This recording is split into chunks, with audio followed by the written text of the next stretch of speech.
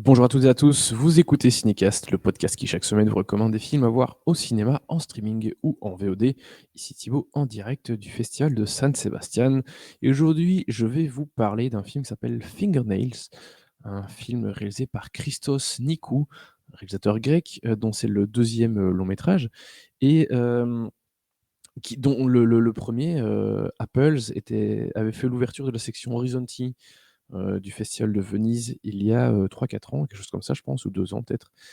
Donc voici son 2e film, Fingernails, film qui sortira le 3 novembre prochain sur, Apple TV+. C'est donc une production Apple. Parce que je pense qu'ils sont dans le film depuis le début. Je pense pas que ce soit juste un achat.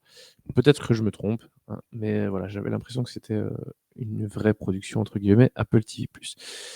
Et dans Fingernails, qui est donc ici en compétition à San Sebastian, il va nous parler d'un thème qu'on aime bien, voir au cinéma, dont on parle souvent, à savoir l'amour, hein, pour ne pas changer.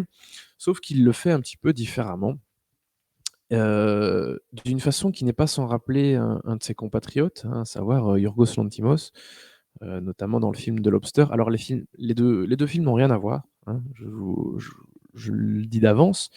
N'allez pas imaginer qu'il va faire comme Yorgos, mais il le fait en fait, enfin ici, Christos Nikou va parler d'amour aussi de façon un petit peu, conceptuelle quelque part. Et c'est pour ça que je pense, notamment à The Lobster. Mais voilà, je vous dis, à part le fait de parler de l'amour de façon un peu différente, les films n'ont pas grand-chose à voir. Mais il y a quand même une certaine froideur comme ça qui n'est quand même pas sans rappeler, The Lobster, je trouve. Alors, de quoi ça parle Fingernails? Il est question de Anna et Ryan qui ont trouvé chacun le véritable amour. Cela a été prouvé par une nouvelle technologie, assez controversée parce qu'en gros, une société a inventé une façon de tester, la compatibilité, pardon, des 2.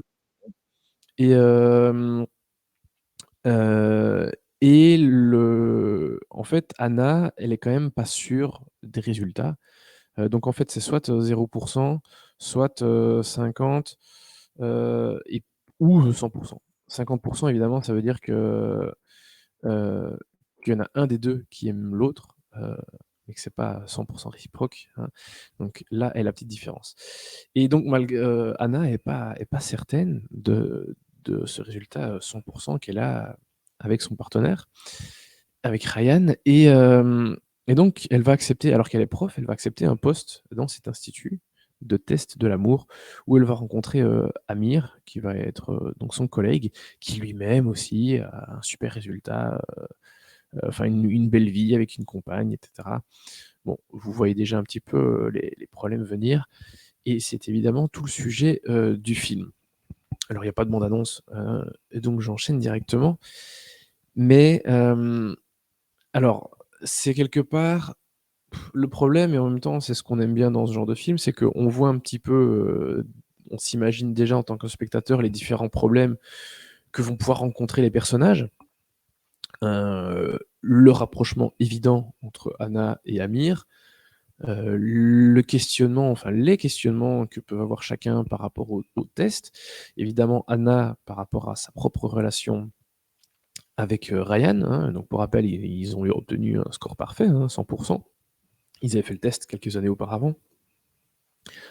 Et ils estiment toujours tous les 2 qu'ils filent le parfait amour, même si voilà, parfois il peut y avoir des moments un peu, moins chouettes, hein, comme dans tous les couples, mais que globalement ils ont trouvé un peu leur âme sœur. Et Amir est un nouveau venu dans la boîte, un petit peu mystérieux quand même, mais globalement un expert de l'amour, il maîtrise ce qu'il fait, il gère tous ses tests à la perfection.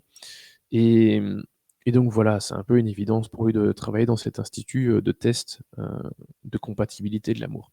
Et en fait, c'est pas juste un institut où ils vont réaliser le test, c'est un institut aussi où ils vont préparer les gens à ce test, et donc pendant des jours, des semaines, hem, les les les gens qui veulent se faire tester vont participer à différentes, épreuves quelque part, hein, afin de renforcer leur amour ou de créer un lien plus fort. Enfin voilà, et puis d'apprendre à mieux se connaître, hein, quelque part.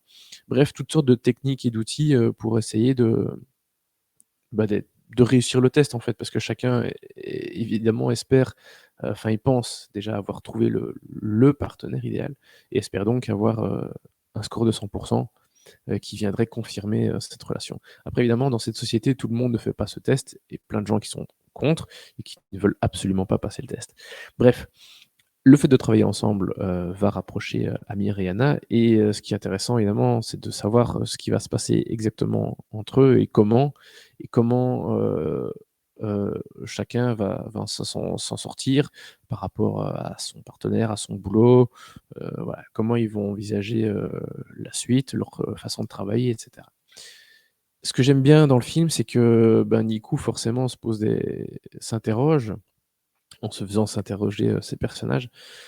Et de savoir exactement, enfin nous fait demander ce que chacun pense de l'amour, de ce que du sens que chacun y donne et en nous présentant un peu cette société, enfin cette entreprise un peu utopiste, hein, parce que la façon de faire leurs tests, vous allez voir, c'est assez grotesque et surréaliste et et pourtant en fait dans le film, voilà, ça fonctionne. Tout est dans le titre. Heu, enfin, il y a un gros indice dans le titre du film. Et voilà, j'aime bien le fait de se dire, qu'on est dans une espèce de film de c'est pas vraiment de la science-fiction, mais voilà, il y a on est dans une société où il y a pas de enfin, il y a une façon de faire qui est évidemment impossible, qui n'existera jamais et donc voilà, ça flirte un petit peu avec le genre quelque part. C'est juste qu'on a un petit concept, qui fait qu'on n'est pas dans un drame, normal et que ce n'est pas un futur, proche, bien que tout le reste en fait, c'est la vie actuelle, hein. Mais voilà, j'aime bien le fait d'avoir donné ce petit élément qui est pas vraiment fantastique, pas vraiment la science-fiction, mais qui surfe un petit peu entre différents genres et je trouve que c'est une bonne façon de s'interroger, de se poser des questions sur l'amour qu'on a déjà vu ailleurs, hein, c'est pas ça, mais voilà, on a ce petit film à concept, qui fonctionne bien et puis qui fonctionne bien aussi parce qu'il a des super comédiens, hein, à savoir, Riz Ahmed dans le rôle d'Amir, Anna, incarnée par, Jessie Buckley et Ryan, son époux, qui est incarné par la petite coqueluche, de chez c'est sur Disney+, hein, je pense, The Bear, Jeremy Allen White et aussi Luke Wilson, qui joue le directeur et le créateur, enfin fondateur de cet institut et voilà, les comédiens sont tous excellentissimes, comme d'habitude, hein, vraiment, c'est pas ce sont des valeurs sûres un petit peu, je trouve, surtout Jessie Buckley et Riz Ahmed. Je connais un peu moins j'ai pas regardé The Bear, donc je connais un peu moins Jeremy, White Allen. Mais voilà, je n'en ai entendu globalement que de bonnes choses, surtout sur lui. Mais en tout cas, eux se donnent, à fond dans Fingernails et c'est vraiment un plaisir de les voir dans ce joli film, hem, qui m'a quand même beaucoup plu dans l'ensemble, voilà. Heu, je l'adore pas complètement, je préfère The Lobster, hein, on va pas se mentir, mais je trouve que Fingernails fait quand même plutôt bien ce qu'il essaie de faire. Donc voilà, pour moi, ce serait quand même un très bon 3 étoiles. Et donc je rappelle, le film sortira le 3 novembre sur Apple TV+.